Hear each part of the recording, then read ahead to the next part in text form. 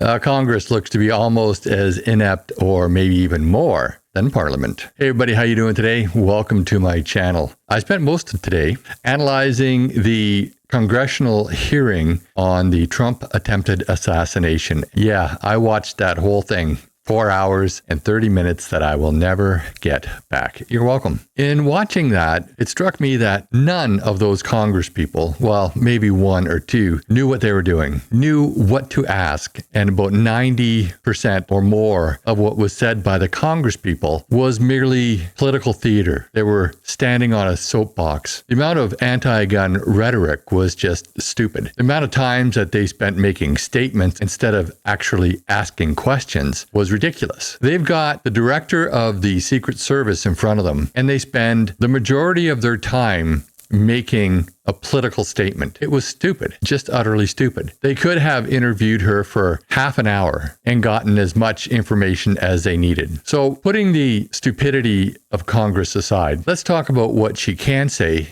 and what she can't say, and why. One of her standard responses was, I'll have to refer you to the FBI for that. And Congress didn't like that. However, they should realize what was going on there. I know from experience that once another agency takes over an investigation, they are the only ones who can speak to that investigation. I'll give you an example. If you're with the RCMP, and your agency is involved in a shooting. At the point that the IIO, the Independent Investigation Office, gets involved, the RCMP cannot make any further statements. It's the IIO that makes all the statements. And that's what's happening here. The U.S. Secret Service cannot comment on any investigational steps because those are the jurisdiction of the FBI, the investigative authority. They have jurisdiction. They make all the statements. The director of the U.S. Secret Service should have made that clear the first time she was asked the question, but she didn't. They kept on calling for her resignation, and I'm not saying they're wrong there. Matter of fact, I think she should resign, but probably not for the reasons that they think she should resign. They think she should resign because somebody made an attempt on Trump's life. Somebody needs to lose their job over that, but it's probably someone at a lower level. She needs to lose her job because of how she handled the situation afterward and because of how she was running the agency and emphasizing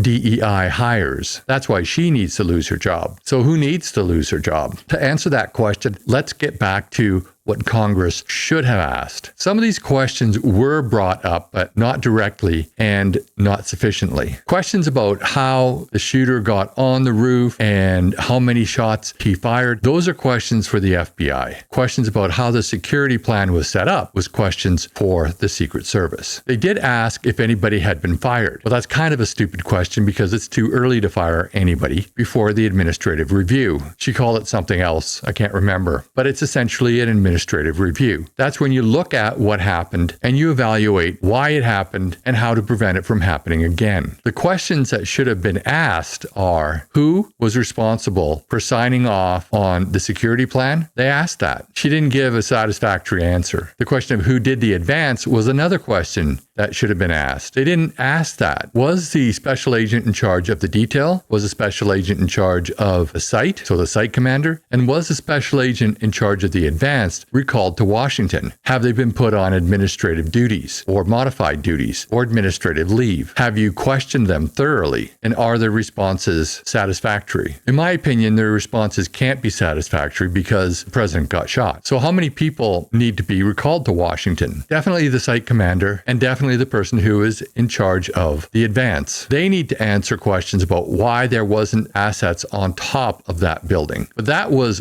hardly even touched on. The supervisors on the ground are the ones that let everybody down. In her testimony, she pointed out that she did not review the security plan, and that's reasonable. There are 36 people who have security details. There's also foreign dignitaries that get security details. There's also other investigative duties, such as counterfeit investigations. So it makes sense that she wouldn't be the one signing off on the security plan. That person also has to be recalled to Washington if they're not already in Washington, and they should be put on administrative duties or modified duties until such time as it is determined what went wrong. I think we all know that coverage was the issue. Putting people where they should have been is the issue. So let's take a look at how she answered and how she reacted and why she should be removed from her position. First, she has not come out and given any press releases. She should have been out in front of the press immediately afterwards, assuring the general public that they will be doing everything possible to protect all of their protectees. She should be assuring the general population that security has been increased for Donald Trump and for all the rest of the protectees. She should be updating them as much as she could have regarding the administrative review. And she should be stating straight up, right off the bat, that the FBI will answer any investigational questions and that her agency was unable to answer those questions because the investigation was being conducted by the FBI. And she should have made that clear at the Congressional hearing. So to recap, the questions that should have been asked: has anybody been recalled to Washington? Is the person who did the advance and the site commander and the detail commander, is it the same person? And have they been recalled to Washington, and are they on modified duties? And if not, why not? Another question: what was the real reason nobody was on the roof? They asked that question.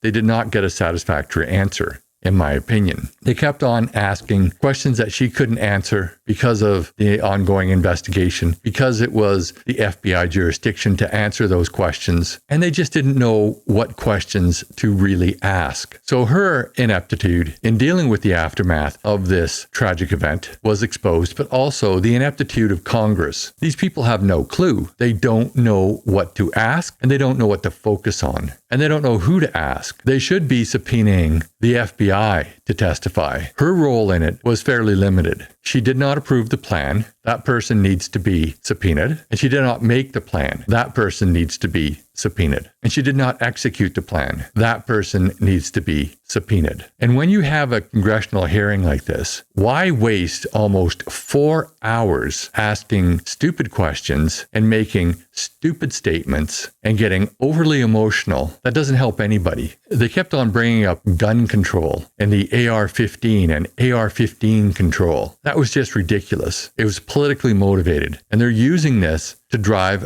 a political agenda. The significant questions and answers probably took up less than 30 minutes, but they took 4 hours and 30 minutes. It's no wonder nothing gets done in Washington, just like nothing gets done in Ottawa, because our system isn't any better. But that's just my opinion. I'd love to hear what you have to say. Put your comments down below. And while you're at it, please like this video, share with your friends and on social media. And if you haven't already, please subscribe to my channel. And if you're interested more in American politics, I do have another channel, Cavalryman USA, where I post videos relating to US politics that are of interest to Canada. Thanks for watching, and I'll see you in the next video.